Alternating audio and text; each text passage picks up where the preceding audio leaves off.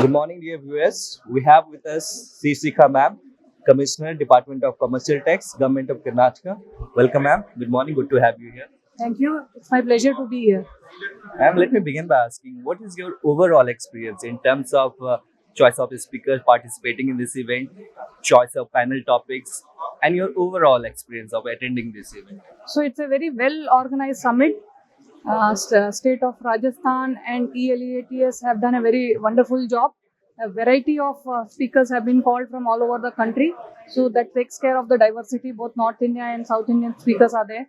And also the topics which are selected are very relevant in the current dynamics, especially when all the states are looking at augmenting their revenue. This happens to be a move in correct direction at the correct time. And ma'am, commercial tax has been the major contributor of revenue generating in any state.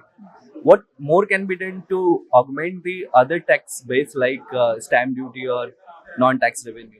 So after GST came into effect in 2017, it is like one nation, one tax. All the states have done away with their local taxes and it has all been subsumed into GST. And now we are seeing a very good growth rate in all the states, in country also. Last year it was 28% for Karnataka, and this year we are going at a growth rate of 20% in GST collection. So things are doing very well, and especially with all the taxes being subsumed in this, it does away with a lot of local intricacies and having a common act for which council takes the common decision. This contributes to around 60% of our tax collection, and other taxes like excise and stamp duty. They also form the remaining 40% of that.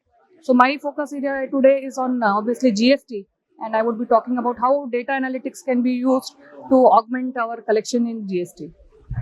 And ma'am, tax buoyancy is all-time high in April this year. And thanks to the introduction of GST, what more can be done to keep up the pace? Yes, April usually sees the maximum growth. That is obviously because of the year-end phenomena. Also, March collection in April are very good because all the financial year closing in March gets reflected in April collection. Other than that, what all other states are also doing is extensive use of BIFA data analytics in detecting discrepancies, in detecting cases for scrutiny and enforcement. That is something which all the states are already doing and which needs to be done. As you know, GST is a self-assessed tax. So obviously there would be some tendencies to evade. To curb it, what maximum analytics can be put to use, that should be done.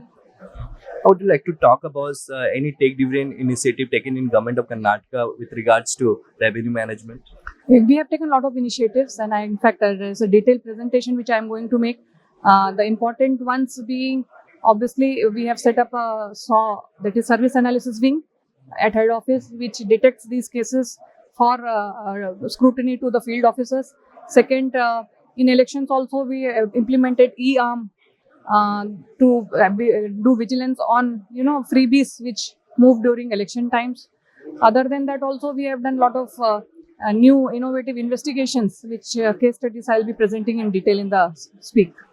And ma'am, what changes do you feel have introduced after the inception of GST in terms of increasing tax compliances or generating revenue or in the formalization of economy? So other than the action taken by department, there is a lot of awareness creation which we do so that there is better compliance, which we are seeing in Karnataka, especially the compliance has come up really well. This is due to a lot of awareness which department has created. In fact, in local language, we made around 25 short documentaries. As you know, GST is a slightly complicated subject.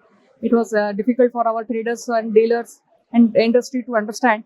So we have made 25 short movies to explain them various processes involved and what would be the repercussions if it is not done.